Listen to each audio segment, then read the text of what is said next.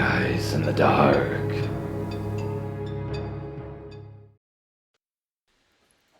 So I was dating a guy who had 3 roommates. 2 normal people who I was friends with, and Dave. The 2 normal roommates were old friends of mine, and were dating. I worked Monday through Friday, and Jay, my boyfriend, had worked Saturday, our usual arrangement, that I would drive out that work Friday, and drive home Sunday night. This allowed me to spend Saturdays with my friend. I'd typically arrive a little before he got off work, and I'd have the house pretty much to myself since my friend and her boyfriend also had worked night shift, so he was usually asleep. Soon I noticed that when I got there, Dave not only was awake, but he would come out and greet me in the driveway. He wouldn't even ask me if he could carry my stuff. He would just grab it out of my trunk, and then he would never take it to Jay's room. Then he followed me to wherever I went to sit, and he told me everything that Jay did that week. This went on for a month until he comes out, tells me that Jay doesn't deserve me, and that he's going to hurt me, and I really belong with a nicer guy, someone more like him. I told him this conversation was over. He'd dropped it for about a week. The next time I saw him, he'd tell me all the shady things that Jay had done that week. One time he told me that he heard Jay on a very intimate phone call on a Monday when I was at work, which I knew about because I was the person on the other end of the line. Dave's behavior at this point had everyone in the house so pissed off that they all just ignored him. This guy just would not stop. At one point, I was on a 2-week vacation with my parents in Canada.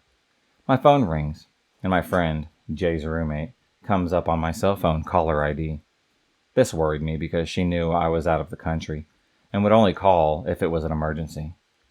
Thinking something bad had happened, I answered. International roaming be damned. It was Dave. He borrowed my friend's phone to call me and tell me that a female had come to the house. And she and Jay were all dressed up when they left. I told Dave that was Carrie, Jay's cousin. They were dressed up because they were going to their grandfather's funeral, and then proceeded to tear him a new asshole over the phone for his behavior. After a month later, Jay and the normal roommates found a new place. Dave was not invited to join them, thank God. I was working as a nurse assistant in a nursing home. There was a much older man that worked in the kitchen. He was like 30 plus years older than me. He could always tell me how beautiful I looked and give me long hugs. It felt pretty creepy, but I honestly thought that he was just trying to be nice in an older, fatherly type way. I didn't want to make things awkward since he worked the same shift as me, so I just put up with it. One day he had asked me my favorite coffee. I told him nonchalantly, thinking that it was just a conversation starter. Later during my shift, he brought me that exact coffee. He walked to a coffee shop during his break, and then bought it for me. At this point, I started realizing he's being too friendly. My instincts were right. I kept refusing as he insistently shoved it at me. When I was refusing, he pretended that he didn't understand what I was saying because of a language barrier. He's from China, but he has lived in the States since he was a kid. I felt so uncomfortable and was tired of trying to explain myself and have him dismiss me, so I just took the coffee. Shortly after that, he brought me a box of chocolates to work for me. Once again, I kept refusing. He insisted that it was just for me. He didn't like chocolate, and he wouldn't eat it himself. After that, I mentioned that I was married with a toddler. He had a disgusted face on him, not at me being married, but having a child, and asked me why I had a child so young. I was 25 when this all happened, and had a 2.5-year-old at the time. Later on, I was visiting with some residents in the activity room. He came in to talk to me. He started talking about how good my body was, and how he couldn't tell I was a child. He then grabbed my butt. I tried to turn away. He let go. Then he continued talking about how tight my butt is, how perfect my boobs were. After looking straight at my chest, he then swung his arm around me, grabbed my butt once again, bringing me closer into him. I felt so violated. I spent months thinking that this was some innocent, overly nice fatherly type thing, but he was just grooming me. I told my supervisor, who immediately told the director of the facility. Within 20 minutes, he was fired, and I never saw him again. The very next day, the director called me into her office and said that she had several complaints against this employee, and as soon as she heard my story and saw how he was escalating, she knew that she had to fire him right away. I was so scared after that. Every single shift I walked out to my car late at night, I thought that he would be out there. Mind you, I found out later what some of the other complaints were. Him bragging to other women employees about him hiring sex workers, treating them to Olive Garden before a night with them. Viciously attacking another female employee, calling her fat, stupid, things like that, in front of their boss and other peers. Those are just the complaints that I heard from my friends after this had happened. Who knows what else he did? I was friends with a coworker. We had hung out a few times, socially after work. Got along well, but it never really occurred to me to wonder if he was interested in me at all. At this point in my life, I did not get a lot of male attention. And honestly, I was pretty cringy myself, but that's for a different story. Anyways, we were walking side by side. I guess he went to put his arm around me. It surprised me, like someone is tapping you on the opposite shoulder trick, and I turned abruptly. He took it as incredibly rude, gave me an angry lecture about leading people on, and how disgusting you make someone feel when you literally flinch from their touch, and called me a bitch. Sorry for my reflexes, dude. After about a week later, another friend had come to me at work to let me know that this guy was telling everyone that I was a whore, who was sleeping my way through the department. That was nice. The dumbest part was that I probably would have gone on a date with him if he had just asked. I had no idea that he was thinking along those lines. Bullet dodged, I guess. A waiter at a restaurant left his number on my bill and asked me on a date.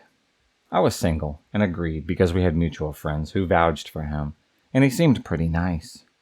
The night of the date, he shows up to my house overdressed. There was a vest involved, with a single rose that he presented to me. He took me to the basketball game, and the second that I sat down, the stranger to my left just says, "Oh, you must be Elle. We've heard so much about you." Turns out the other two people sitting to my left were not strangers, but in fact his mother and father. When we went to go to dinner, he turns white as a ghost, excuses himself to the restroom for maybe about 30 minutes. At this point, I start to worry and get the check. He then comes back looking incredibly unwell. I say, "Clearly you're ill. Don't worry about taking me home. I'll just grab a cab." He wasn't having it. Insisted on taking me home because he had another surprise planned for me. There's a road that was famous and has views where I live, and he took the road to one of the lookout points, parked the car, and then he turned on Cheek to Cheek by Frank Sinatra. He got out and asked me to dance with him. I said that we should just look at the view. Then he proceeded to vomit absolutely everywhere. I shrieked and jumped back into the car to avoid him vomiting all over me. He takes me home, then calls me an hour later to tell me that it was the best night of his life. I tried to tell him that I wasn't interested, but he just wouldn't take no for an answer. He claimed that I never would find anybody who treated women like queens the way that he did. Said that I would never find anyone more chivalrous, and dropped off a letter at my home in the middle of the night that contained the most horrible things anyone has ever said to me. He also had a major affinity for three-piece suits and pork pie hats. Fun times. I have a client who hits on me. He knows that I'm married because he mentions it all the time. He also lashes out verbally if I say things that he doesn't like, which is truly scary.